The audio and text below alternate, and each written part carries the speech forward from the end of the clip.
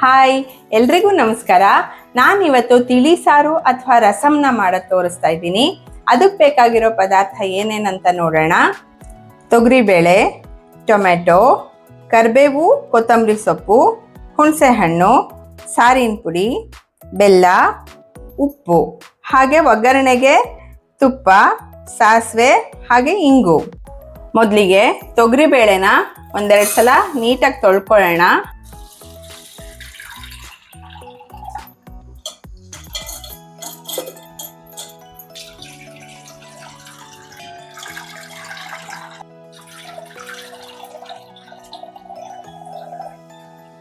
ಈಗ 2 ಸಲ ನಾನು ತೊಗರಿಬೇಳೆನ ತೊಳ್ಕೊಂಡಿದ್ದೀನಿ ನೀಟಾಗಿ. ಅದು ಮುಳುಗೋ ಅಷ್ಟು ನೀರು ಹಾಕ್ತಿದ್ದೀನಿ. ನಾನು 2 ಟೊಮೆಟೊ ತೊಗೊಂಡಿದ್ದೀನಿ. ಒಂದು ದೊಡ್ಡದಿದೆ, ಇನ್ನೊಂದು ಸ್ವಲ್ಪ ಚಿಕ್ಕದಿದೆ, ಇನ್ನೊಂದು 2 ಹಾಕ್ತಾ ಇದ್ದೀನಿ. ನಾನು 1/4 ಟೀ ಚಮಚ ಅರಿಶಿನ ಹಾಕ್ತಾ ಇದ್ದೀನಿ.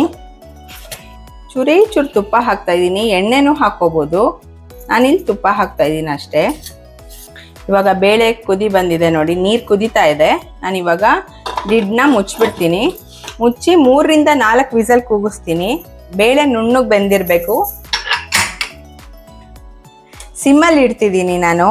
ಇದು ಚಿಕ್ಕ ಕುಕ್ಕರು, ಅದಕ್ಕೋಸ್ಕರ ನಾನು ಸಿಮ್ಮಲ್ಲಿಟ್ಟು ಬೇಯಿಸ್ಕೊತೀನಿ. ಬೇಗ ಕೂಗ್ಬಿಡತ್ತೆ ಅದಕ್ಕೆ. ಈಗ ನಾನು 3-4 ವಿಸಿಲ್ ಕೂಗಿಸ್ಕೊಂಡಿದ್ದೀನಿ. ಬೇಳೆ ಬೆಂದಿದ್ಯಾ ನೋಡೋಣ ಈಗ.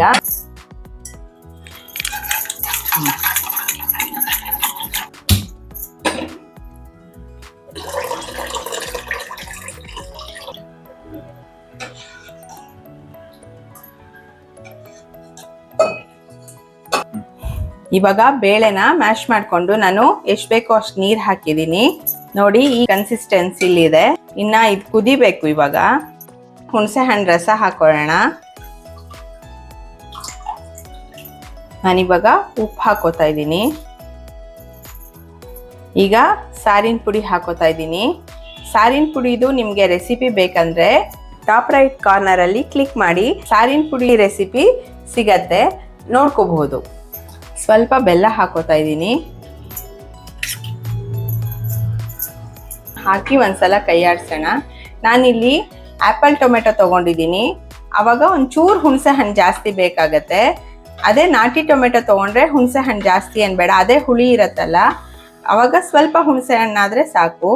ನಾನು ಸಾರಿಗೆ ಚೂರು ಇಂಗಿನ ಪುಡಿ ಹಾಕೋತಾ ಇದ್ದೀನಿ. ಅಂದರೆ ಒಳ್ಳೆ ಪರಿಮಳ ಇರುತ್ತೆ ಸಾರು. ಒಗ್ಗರಣೆಗೂ ನಾನು ಆಮೇಲೆ ಒಂಚೂರು ಹಾಕೋತೀನಿ. ಈಗ ಒಂದು ಸ್ವಲ್ಪ ಹಸಿ ಹಿಂಗೆ ಹಾಕಿದ್ದೀನಿ ನಾನು.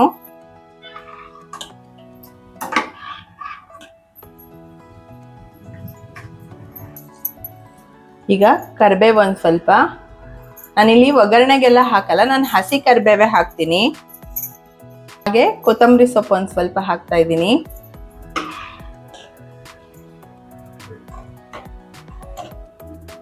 ಇದು ಚೆನ್ನಾಗಿ ಕುದಿ ಬರ್ಬೇಕು. ಇವಾಗ ಈಗ ಸಾರಿಗೆ ಒಂದು ಒಗ್ಗರಣೆ ಕೊಟ್ಬಿಡೋಣ. ನಾನು ತುಪ್ಪದಲ್ಲೇ ಒಗ್ಗರಣೆ ಕೊಡ್ತೀನಿ. ಬೇಕಂದ್ರೆ ಎಣ್ಣೆಲೂ ಕೊಡ್ಬೋದು, ಆದರೆ ತುಪ್ಪದಲ್ಲಿ ಒಗ್ಗರಣೆ ಕೊಟ್ರೆ ತುಂಬಾ ರುಚಿಯಾಗಿರುತ್ತೆ ಸಾರು. ಇವಾಗ ಒಂಚೂರು ಹಿಂಗೆ ಹಾಕೋತಾ ಇದ್ದೀನಿ. ಈಗ ಸ್ವಲ್ಪ ಸಾಸಿವೆ ಹಾಕೋತೀನಿ.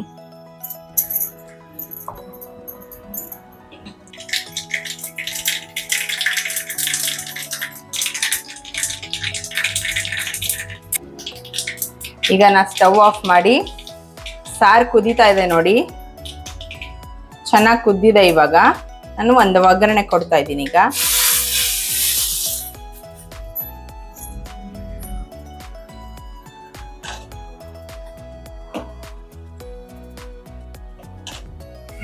ಈಗ ತಿಳಿ ಸಾರು ರೆಡಿ ಆಗಿದೆ.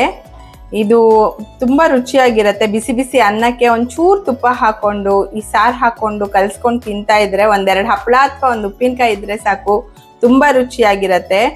ಎನಿ ಟೈಮ್ ಅನ್ನ ಸಾರು ಅಂದರೆ ಅದೊಂದಿದ್ರೆ ಸಾಕು, ಇನ್ನೇನು ಬೇಕು ಅನ್ಸಲ್ಲ. ನೀವು ಒಮ್ಮೆ ಈ ಥರ ಸಾರು ಮಾಡ್ಕೊಂಡು ನೋಡಿ, ಹೇಗೆ ಬಂತು ಅಂತ ನನಗೆ ಕಮೆಂಟ್ ಮೂಲಕ ತಿಳಿಸಿ. ಹಾಗೆ ಪ್ಲೀಸ್ ಶೇರ್, ಸಬ್ಸ್ಕ್ರೈಬ್ ಹಾಗೆ ಲೈಕ್ ಮಾಡೋದನ್ನ ಮರಿಬೇಡಿ. ಮತ್ತೆ ಮುಂದಿನ ವಿಡಿಯೋದಲ್ಲಿ ಸಿಗೋಣ. ನಮಸ್ಕಾರ.